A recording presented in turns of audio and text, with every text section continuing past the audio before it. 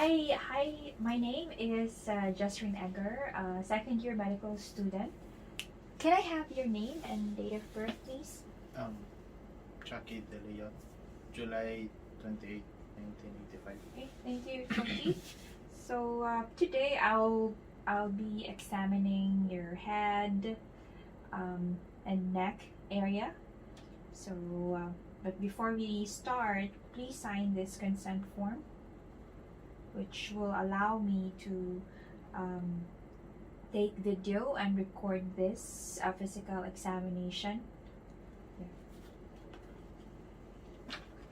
Here's the pen. Thank you, Chuck.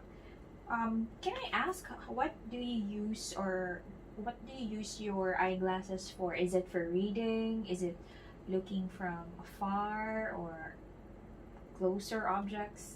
What is it used for? Not so sure about close and far, but double vision on the right side, stigmatic on the left. Okay. So now, what we'll do is we have to, for the first examination, which is me testing the visual field by confrontation, we have to remove your glasses first. Okay? Okay. So now I'll check your vision, starting with static finger wiggle test. So with this test, I will assess your visual field by confrontation. And what will happen is I will cover my right eye while you cover your left eye. And by the time that I will move my finger on your lateral ear, you have to let me know when can you see it wiggle. Okay? So let's start. I'll cover my right eye while you cover your left eye. Okay, so let me know, and my finger will wiggle at the midline, central midline. Yes. Yes. Okay.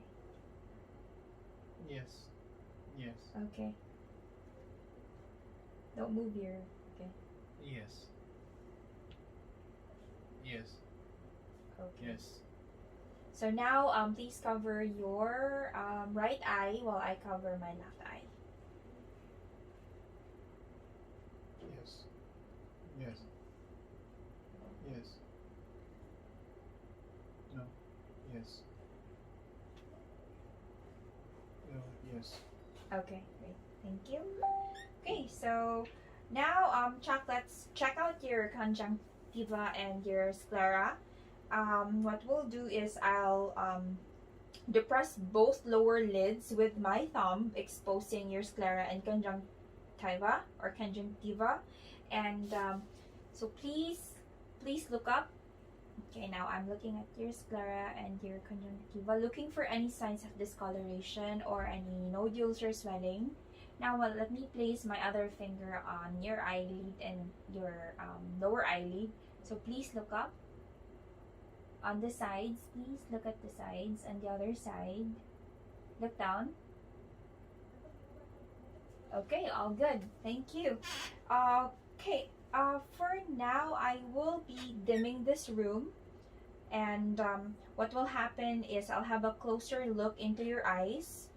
And it will involve me showing a bright light, which might be a little bit uncomfortable, but it will just be really brief. And I'll partially darken the room and test your pupillary reaction to light. And once I shine brightly on the once I point the pen light on your eyes, please look straight ahead. Okay? Okay. So I'll inspect. What I'll do here is, again, I'll shine this pen light on your eyes obliquely, and then I'll inspect for the pupil size, the shape, and the symmetry. So normally, I'll now shine this pen light on your eyes. Okay? It's okay. So I'll check for the size of the pupil, the symmetry. Okay. And also, I have to check on the direct reaction of your or pupillary constriction of the illuminated eye. So what I'll see here is I'll shine the light. I'll shine the light on the pupil of the opposite eye and observe the response. So what will normally happen is that there will be a consensual reaction. The illuminated eye will constrict, and as a consensual reaction, the opposite eye will also constrict. So let's take a look, and I'll put the pen light again obliquely on your eyes. So let's check out if there's a consensual reaction on the opposite eye.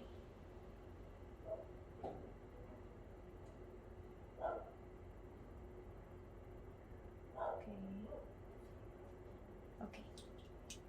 There. So this darkened room will exaggerate your pupillary reflexes. And so far, yes, there was a consensual reaction on the opposite eye. Chuck, I'll now test for your corneal light reflection. So please look straight ahead. Then I'll be like 2 feet directly in front of you. And I'll shine a light to your eyes. So what we are testing here, we are testing for ocular alignment. So when I shine the light, we are looking for a pinpoint reflection of the light. And this light should be in the exact same location on both pupils. So they should be slightly nasal to the center of the pupil. So this means that the test is negative for the symmetry of the gaze or in between the two pupils. So I'll be looking for that pinpoint reflection on the same location, slightly nasal, medially on your pupil. So again, I'll be shining or I'll be illuminating this pen light on your eyes and check for that corneal light reflection. Okay, so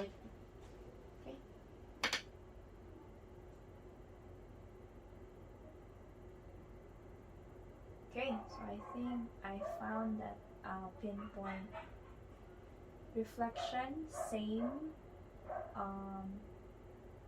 symmetry, same location. Okay, thank you. At this point, I will examine Chuck's cardinal gaze to check on the eye alignment and coordination. To be exact, the cardinal directions of gaze. Okay, so Chuck, with my pen light, or I can actually use my finger, but with my pen light at least 1 feet in front of you, please follow the movement of my pen light with your eyes only. Okay, with your eyes only without moving your head. And then from here, I'll check on your eye alignment, or please let me know if you have any double vision while I move my pen light. Okay, so I'll move it extreme right and upward, down, up. Okay, now extreme left, right, left, up, down. Okay, great, thank you.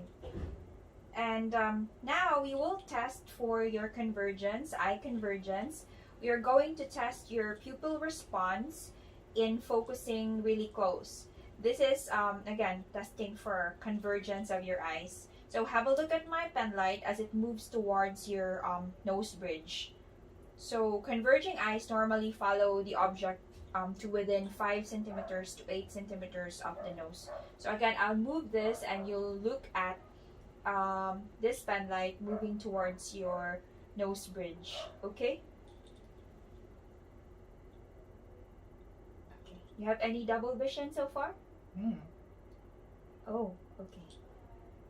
This close. Yeah. Okay. Thank you. Let's begin with a ear inspection and using these improvised otoscope. So we, as much as possible, we use an otoscope with the largest ear speculum to facilitate a better vision of his ear canal and tympanic membrane. So let's position Chuck's head properly, and then for us to have a better vision of the ear canal, we have to straighten it up by pulling his ear auricle upward, backward, slightly away from his ear. And then for the otoscope, hold the otoscope handle between the thumb and fingers, then brace it against his against his face. Then insert the speculum gently into the canal, somewhat down and forward. Okay, down and forward. Then inspect the ear canal for any discharge or any foreign bodies or any redness of the skin, swelling, and presence of any cerumen. Okay, now I'll inspect the eardrum's color and contour as well.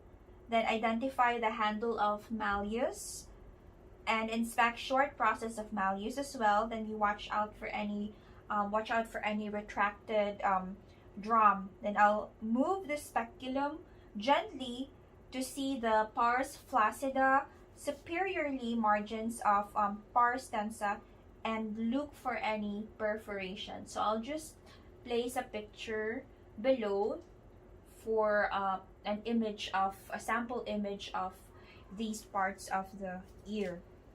Okay, so now we will proceed with the whispered voice test.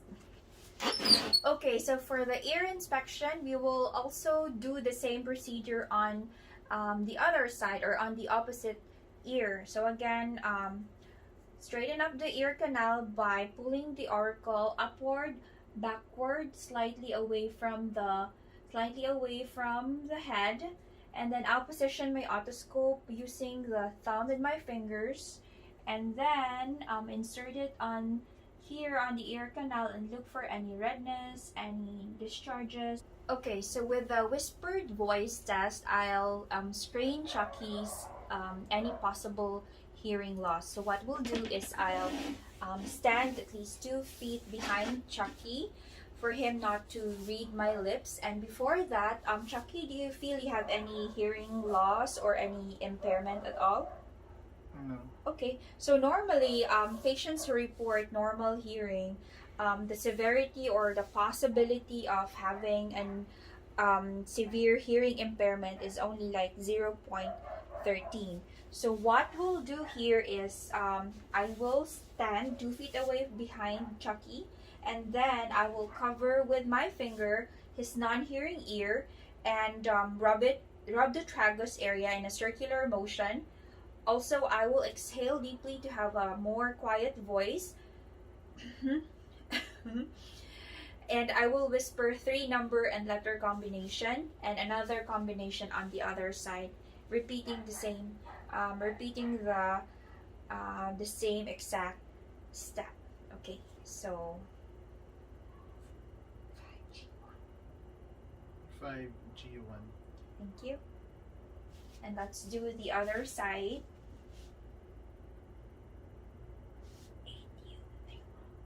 8U3. Okay, thank you. So patient or Chucky repeated the initial sequence correctly on each side. Okay, so let's start with the tuning fork test. So it's with the Weber and the Rinne test. So if the patient somewhat failed the whispered voice test, we can proceed, or we can further determine if the hearing loss is conductive or sensorineural origin. So with the Weber test, what we'll do first is, of course, we will use 512 hertz tuning fork, which is just equivalent to a sound of a conversational speech. Then we will set this fork into light vibration by briskly stroking in between my index finger and my thumb, or I can tap the tuning fork in front of on my forearm, or just in front of my elbow. So briskly there. And now we will test for the lateralization using the Weber test. So let's start. Let's just briskly stroke this and place it on his forehead, mid forehead. Can you hear any vibration on both sides? Okay, great. Thank you. But if the patient cannot really hear the vibration, you can try again and press it firmly, more firmly this time, either on his mid forehead or on his on top of his head. Okay, with a tuning fork test using the Rinne test, it's more of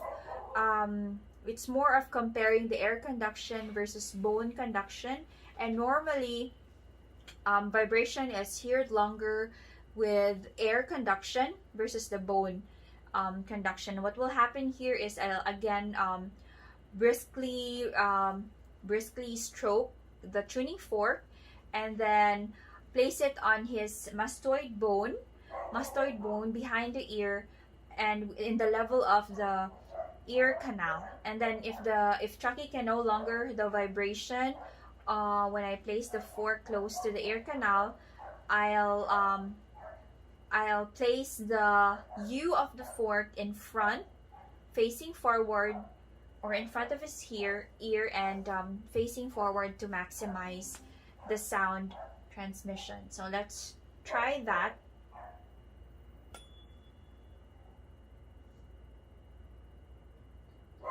No?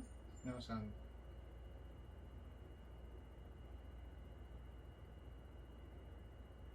Okay. No more sound. Okay. So yes, there you go. The air conduction is longer than the bone conduction. Okay, so let's proceed with our nose and paranasal sinuses. So we will still be using the improvised otoscope, and with this otoscope, we will tilt the head back a bit, then insert the speculum. So in here, we will be checking the vestibule, the nostril, avoiding contact with a sensitive nasal septum. So I will be inspecting the nasal mucosa, the nasal septum, and any abnormalities, check for any redness or any swelling, growths. Yeah, and we will be seeing the mucosa, or it's pink in color, clear, and there's like a watery discharge, no lesions. Also the nasal septum is intact and in midline. So with the same position otoscope, I will check on here. Okay, there.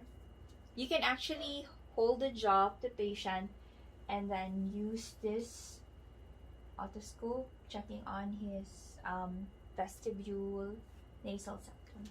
Okay, we're all good. Okay, so let's proceed in palpating for any sinus tenderness. So what I'll do is I'll press up on the front sinuses from under the bony brows area, avoiding pressure on your eyes, of course, and then also press on the maxillary sinuses. And normally Chuck, I will not be palpating any tenderness at all on your frontal sinuses and maxillary sinuses. So let's start with your frontal sinuses using my thumb.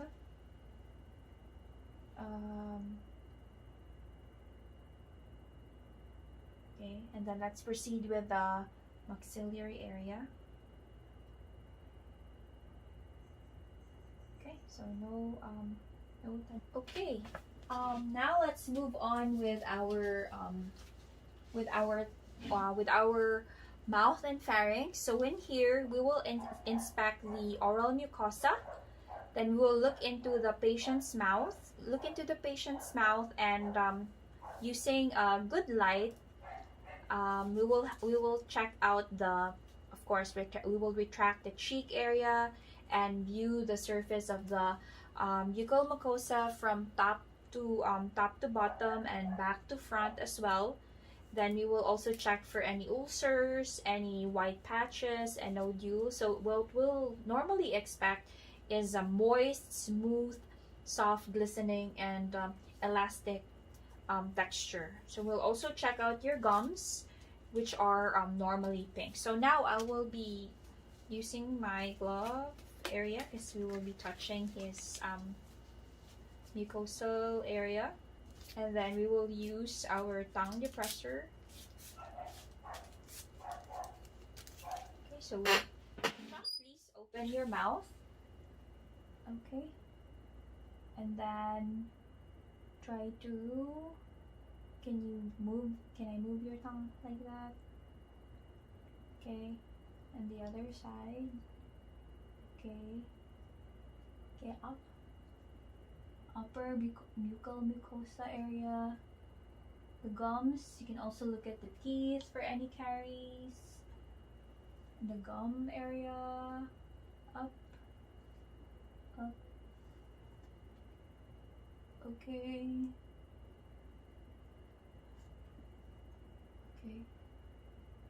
So yeah, we really have to have a good lighting.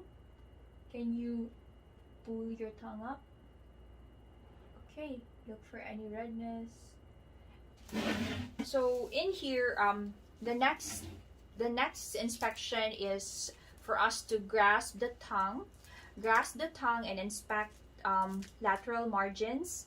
So what we have to use there is we will touch Chuck's tongue with a gauze and inspect for the lateral portion. Also palpate for any lesions that it may have. Okay, and also we can ask him to protrude the tongue with the right hand and grasp the tip of the tongue with a square of gauze and gently pull it to the left, pull it to the right, and palpate for any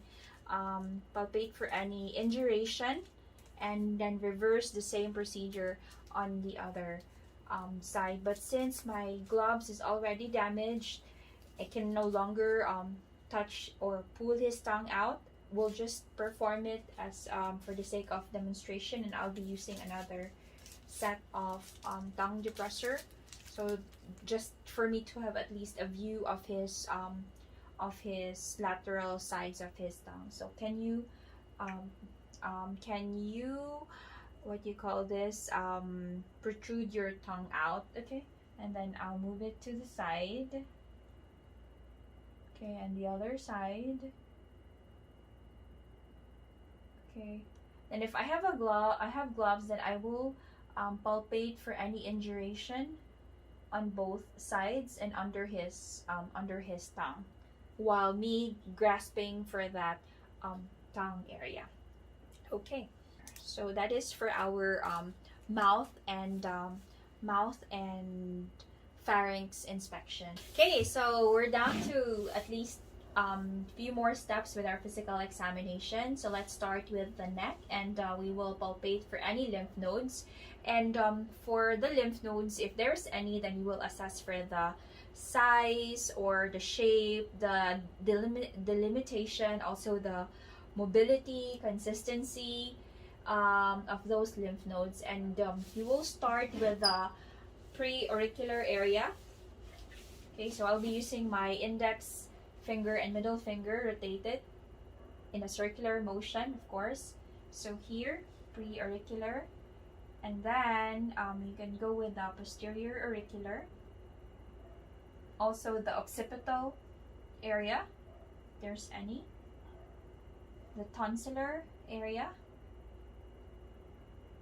Okay, so for the submandibular lymph nodes, if there's any, then I'll be using my fingers. This time I'll be pulling it laterally to check any possible lymph nodes. Laterally, but still rotating it, pulling the skin outwards. Same goes with the submental lymph nodes, if there's any. Okay, there's none.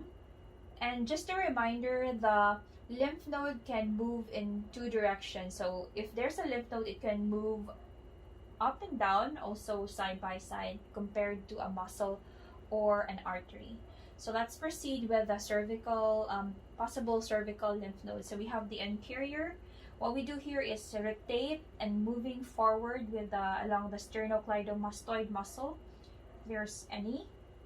Also posterior within the trapezius area, if there's any lymph nodes as well, and deep cervical area. Okay. As to the subclavicular, please move your or slightly flex your neck forward. This is to relax your muscles right there.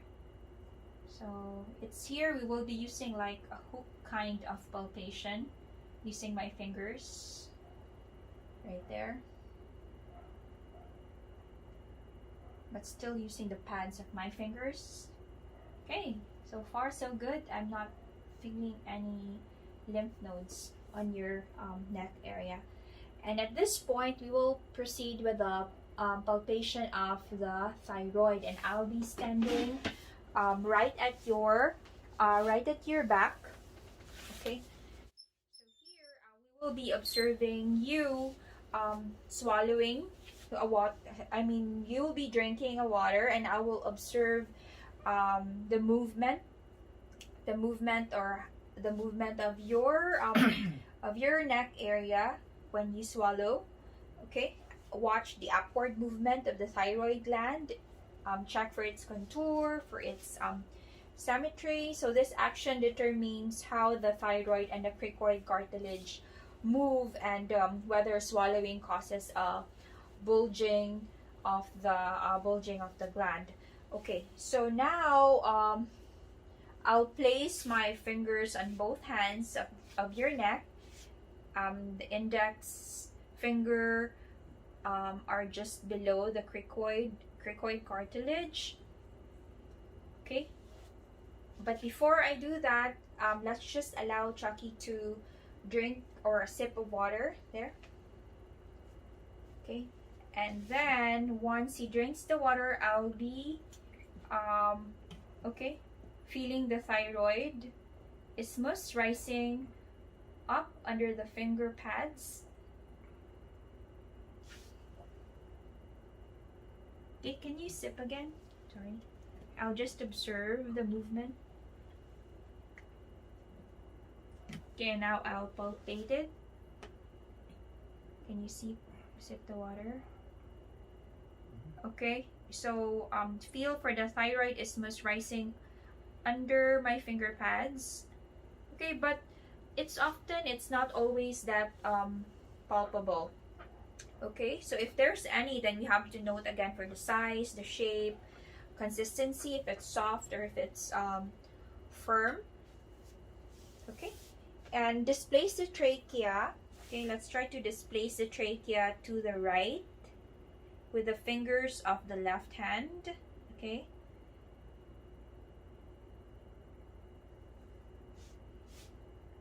displace the trachea to the right with the fingers of the left hand. This can be, please let me know if it's a bit uncomfortable. Okay, left hand, and palpate laterally for the right lobe of the thyroid. Okay, there, in the space between the displaced trachea and the relaxed sternocleidomastoid. Okay, and let's also examine the left side. So again, displace the trachea, moving to the left side using my right hand, and palpate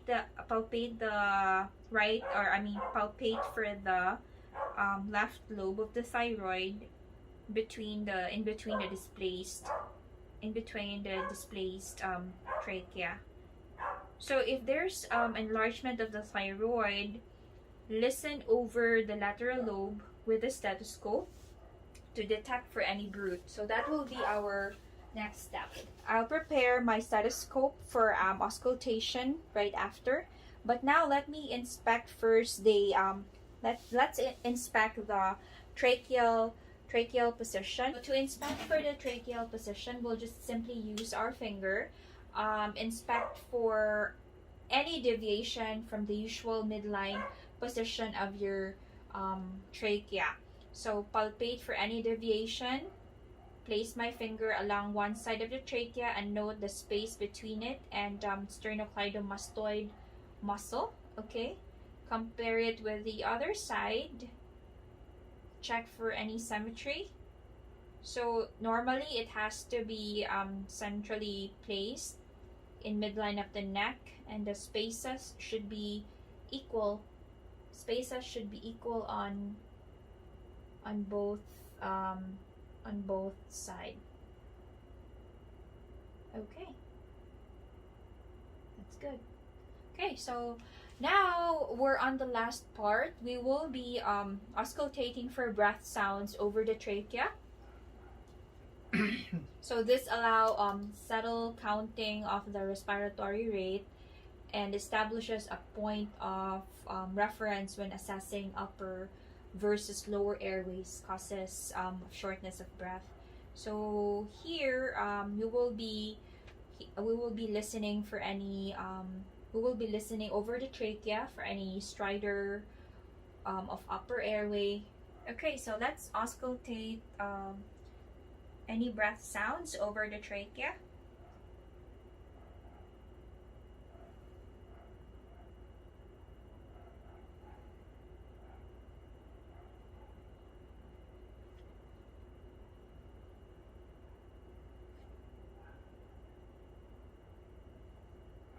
Okay, thank you, Chuck.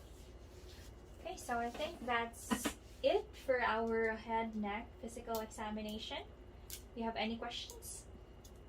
Okay, that sums up for now. Thank you, Chuck, for your cooperation. Okay, so today I have examined Chucky De Leon, 35-year-old male. His eyes, he has his sclera. His sclera is white. Conjunctiva is pink. Pupils are 4 millimeters constricting to 2 millimeters, and they're equally round, reactive to light and accommodations. The disc margins are sharp, no hemorrhage or exudates, no arteriolar narrowing as well. As to his ears, acuity good to whispered voice, tympanic membranes with good cone of light, Weber midline, so air conduction is longer than the bone conduction as well. As to his nose, it's the nasal is mucosa pink, septum is midline, no sinus redness as well seen, and for his throat or mouth, the oral mucosa is colored pink, dentition is good, also the pharynx doesn't have any exudates. As to his neck, trachea is midline, neck is supple, thyroid isthmus is palpable, lobes are not felt. As to his lymph nodes, there are no cervical, axillary, epitrochlear, inguinal adenopathy no found during his neck palpation. Okay, so that sums up our head and neck physical examination. Thank you.